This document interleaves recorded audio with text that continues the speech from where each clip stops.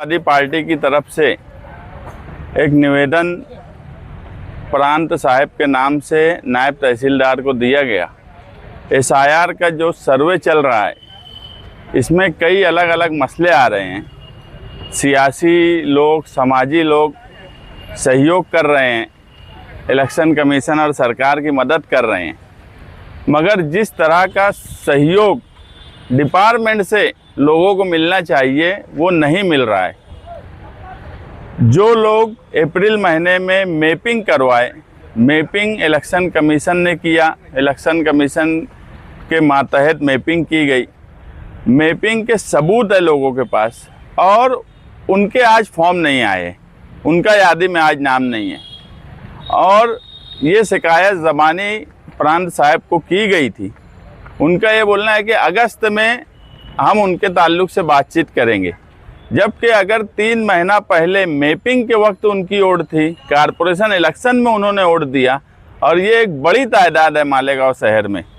तो ये गलती डिपार्टमेंट की है कि अगर मैपिंग हुई और आज उनका यादी में नाम नहीं है तो उसके ताल्लुक से 20 जुलाई तक का हमने इनको वक्त दिया है कि 20 जुलाई तक आप इस पर डिसीजन लीजिए कि इनके फॉर्म कैसे मिलेंगे। क्योंकि जो लोग मैपिंग किए हैं उनके ताल्लुक से अगर इलेक्शन कमीशन या प्रांत साहब ने फ़ौरन एक्शन नहीं लिया तो 21 जुलाई को हम एसआईआर में सहयोग करते हुए सहयोग आंदोलन प्रांत ऑफिस के बाहर करेंगे।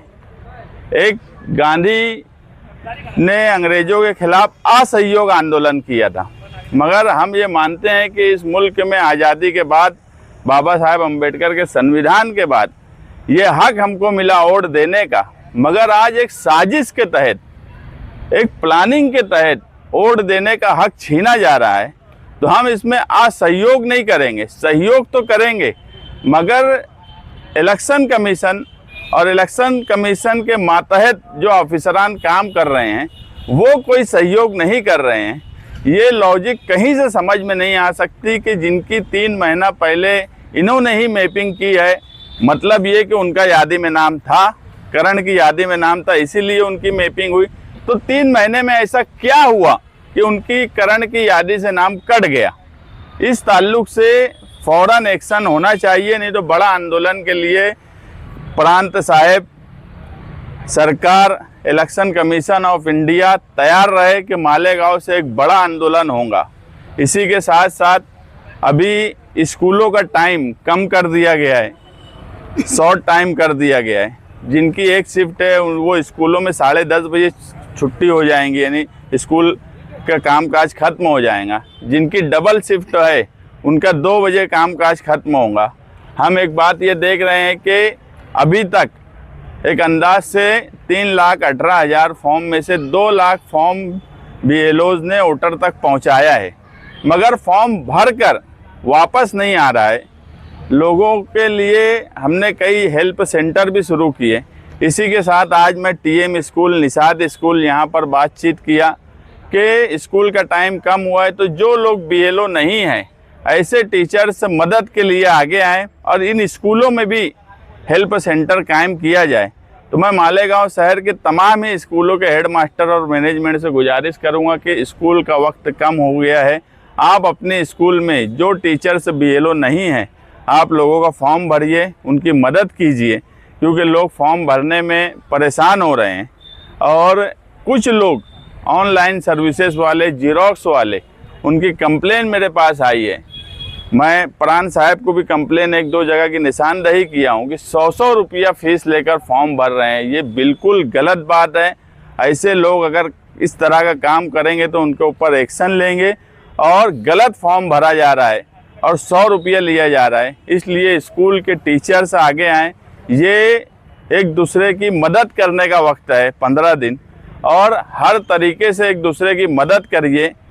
हर सियासी पार्टी, हर समाजी कामकाज करने वाला शहर का पढ़ा लिखा नौजवान, वो अपने आसपास में रहने वाले, अपने दोस्त व अहबाब, एसआईआर के फॉर्म भरने में हमें एक दूसरे से कनेक्ट होकर एक ख़ानदान की तरह मालेगांव शहर को मदद करने की ज़रूरत है। क्योंकि बिला वजह की बातें हमारे ताल्लुक़ से बहुत बोली जाती है।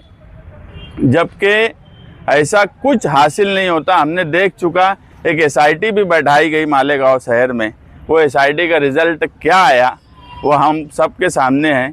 इसलिए एसआईआर के सवाल पे मिलजुल कर सब लोग कोशिश करें। दूसरी बात, इससे पहले 11 पेपर्स की मालूमात थी कि 11 पेपर्स में से एक पेपर देना है, जमा करना है, जिसमें जन्म दाखला, पासपोर्ट और दूसरे कई पेपर्स थे।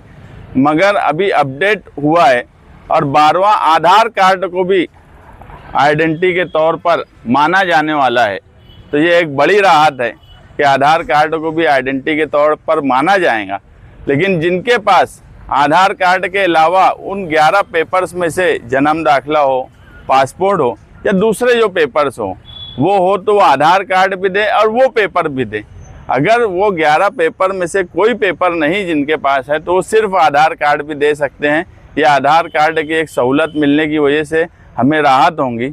मैं दोबारा प्राण साहब पुलिस डिपार्टमेंट से वापस ये कहूँगा कि अगर 20 जुलाई तक जिनकी मैपिंग हुई है उनके फॉर्म नहीं मिले या उनके ताल्लुक से कोई 29 जुलाई से पहले कैसे उनके नाम आएंगे ये फैसला नहीं किया गया, तो हम 21 जुलाई को एक बड़ा आंदोलन करने के लिए तैयार है। ये मालेगांव शहर के तमाम ही डिपार्टमेंट, शासन, इलेक्शन कमीशन सब ये बात याद रखें कि अन्याय की एक हद होती है।